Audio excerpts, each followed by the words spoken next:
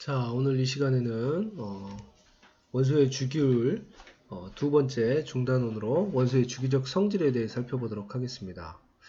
원소의 주기적 성질로는 우리 교재에서 세 가지를 살펴보고 있는데요. 그것이 유핵전화, 원자나 이온의 반지름, 그다음에 이온화 에너지가 있습니다.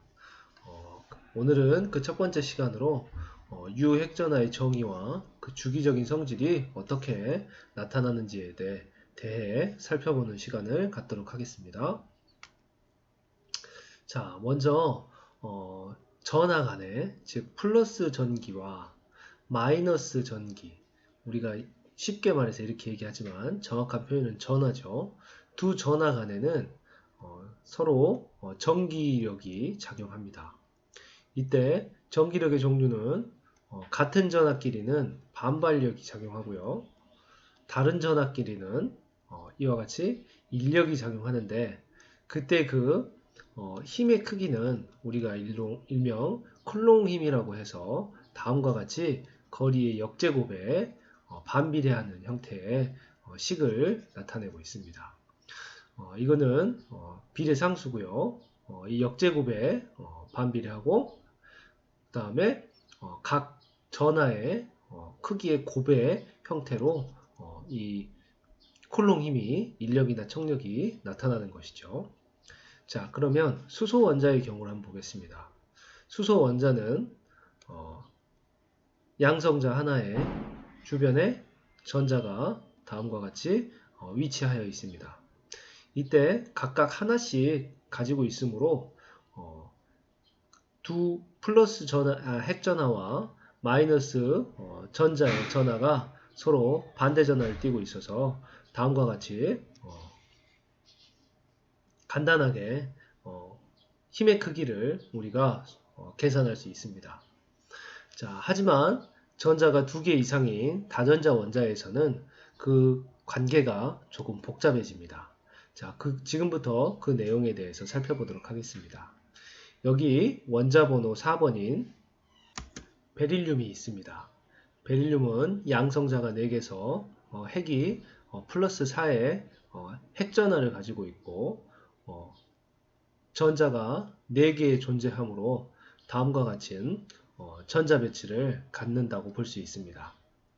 자, 이때 2개의 전자는 첫 번째 전자 껍질에 위치하고, 두 번째 전자는 세 번째하고 네 번째 전자는 두 번째 껍질에 위치한다고 얘기할 수 있겠습니다. 자, 이때 먼저 1s의 전자가 채워져 있는 두 전자만 우리가 한번 먼저 고려해 보도록 하겠습니다. 두 전자는 핵전하가 플러스 4인 핵과 그 다음에 마이너스 전하를 띠고 있는 전자 간에 먼저 인력이 작용하고 있을 것입니다. 그렇게 되면 이때 작용하는 이 1s 오비탈에 위치한 전자의 핵이 작용하는 인력은 다음과 같은 쿨롱 법칙으로 계산할 수 있을 것입니다. 자, 마찬가지로 1s 오비탈에 또다시 들어있는 두 번째 전자도 핵과 인력이 작용하고 있을 겁니다. 자, 그런데 세 번째, 이 전자와 이 전자 간이 거리가 있다고는 하지만 그래도 마이너스와 마이너스 사이에서는 그렇습니다. 반발력이 작용할 수 있습니다.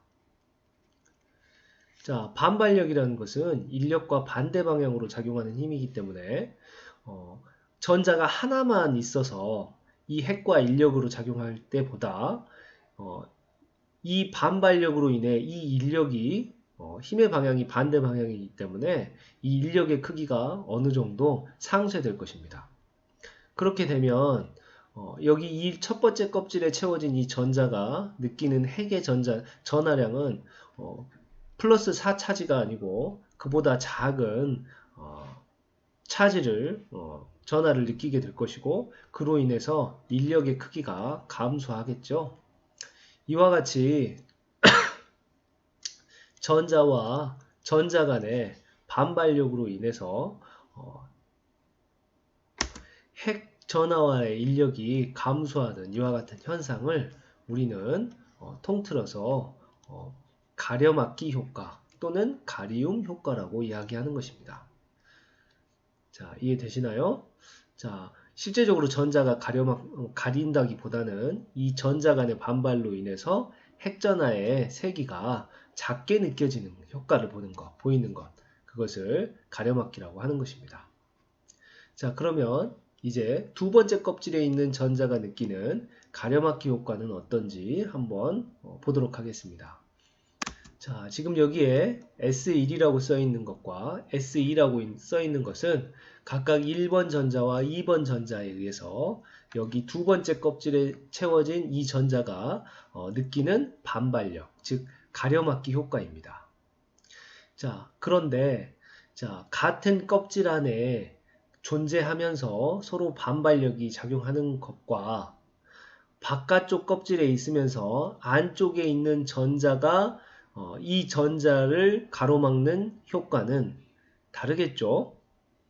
즉 여기에 있는 또 다른 전자, 같은 껍질 안에 들어있는 두 번째 궤도에 들어있는 또 다른 전자가 이 전자에게 주는 가려막기 효과를 S3이라고 할 때 1번과 2번 전자에 의해서 나타나는 가려막기 효과보다 3번 전자에 의해서 가려막는 효과는 더 작을 것이라고 우리가 예측해 볼 수 있습니다. 실제적으로 그렇습니다. 핵과 더 가까운 전자들이 그보다 먼 전자에게 미치는 가려막기 효과는 더 크다고 볼 수 있습니다. 자, 이와 같은 것들을 우리가 종합적으로 얘기해서 실제로 가지고 이 전자가 느끼게 되는 핵의 전하량을 우리는 유효 한 핵전하다 해서 유핵전하라고 얘기하고 ZFF 이펙티브 즉 하첨자로 이걸 쓰고 있는 겁니다. 유핵전하는 다음과 같이 핵에 전하해서 그 전자가 느끼는 가려막는 효과를 통합한 것, 이것을 우리가 유효 핵전하라고 이야기하고 있는 것입니다. 자, 나중에 각 전자들이 줄 수 있는 가려막기 효과에 대한 대략적인 것들을 우리가 어림에서 구할 수 있는 방법에 대해서 배울 기회가 있을 겁니다. 여러분들이 오늘 이 시간에는 가려막기 효과의 정의 정도만 이해하시면 될 것으로 생각됩니다. 자, ES와 EP오비탈의 가려막기 효과에 대해서 살펴보도록 하겠습니다. ES오비탈과 EP오비탈은 다음과 같이 구형과 R형 모양을 띠고 있습니다.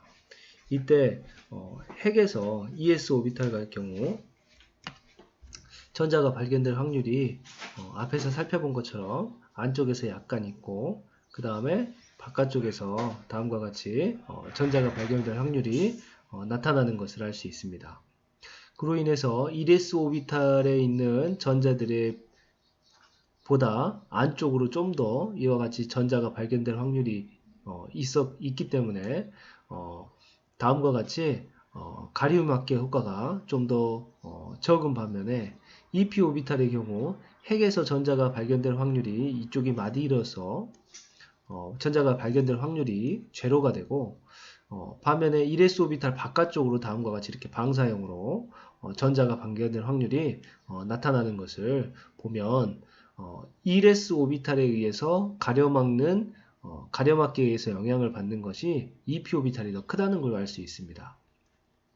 그로 인해서 EP 오비탈의 에너지 가려막기 효과가 더 커져서 유핵전하가 더 작아지게 되고 에너지 준위는 더 높아진다고 얘기할 수 있는 것입니다. 그래서 일반적으로 부양자 수가 클수록 가려막기 효과가 더 커져서 유핵전하는 점점 작아지는 그런 영향을 받게 됩니다. 그래서 오비탈의 에너지 준위를 따져보면 S오비탈이 가장 작고 P오비탈, 그 다음에 D오비탈, F오비탈 순으로 에너지가 높아지는 것입니다. 자, 그러면 유핵전하의 주기성에 대해서 한번 두 가지로 한번 살펴보겠습니다. 첫 번째는 같은 주기에서는 유핵전화의 주기성이 어떻게 나타나는지, 두 번째는 같은 족에서는 어떻게 나타나는지에 대해 살펴보겠습니다. 여기서 같은 주기란 말은 주기율표상에서 가로줄을 얘기하고요. 족이라는 것은 세로줄을 의미하는 것이겠습니다. 자, 그럼 다음과 같이 보겠습니다. 자, 유효핵전화가 여기 상대적으로 다음과 같이 1에서부터 7까지 되어 있고 여기에 원자 번호 또는 족이 다음과 같이 우측에 나와 있습니다. 자, 첫 번째 빨간색으로 되어 있는 게 2주기고 파란색으로 되어 있는 게 3주기 원소들이 배열되어 있는데 2주기 원소에서 자, 주기율표상에서 오른쪽으로 이동할수록, 즉 같은 주기에서 가로줄로 이동할수록 리튬에서 베릴륨, 붕소, 탄소수로 갈수록 유핵전화가 커지는 것을 볼 수 있습니다.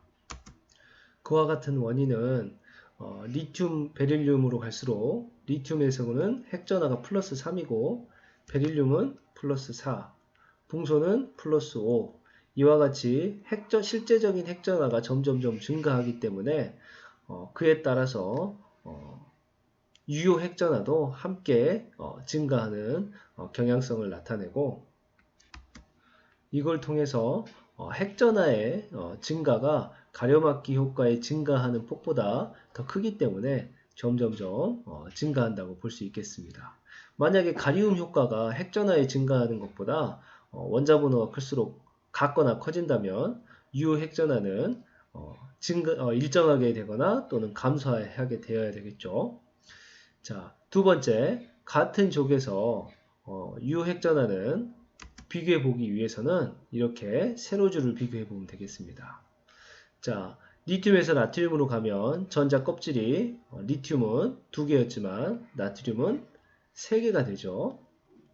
자, 그에 따라서 하지만 리튬에서 나트륨으로 가게 되면 3번에서 11번으로 원자 번호가 껑충 뛰게 되고 그에 따라 핵전화량도 증가하게 됩니다. 그러므로 인해서 이와 같이 유효 핵전화가 같은 족에서 아래쪽으로 이동할수록 유효 핵전화가 더 커지는 것을 볼 수 있습니다. 자, 그래서 이번 시간에는 원소의 주기적인 성질 중에 유효 핵전화가 주기율표상에서 어떻게 변화하는지에 대해서 살펴봤습니다. 다시 한번 정리하면 같은 주기에서 원자 번호가 증가할수록 유효 핵전화는 증가하게 됩니다. 마찬가지로 같은 족에서 원자 번호가 증가할수록 즉 주기율표상에서 아래쪽으로 내려갈수록 유효 핵전화는 마찬가지로 증가하는 것을 볼 수 있었습니다. 그럼 오늘 이 시간 유효 핵전화에 대한 학습 내용을 마무리하도록 하겠습니다. 이상입니다.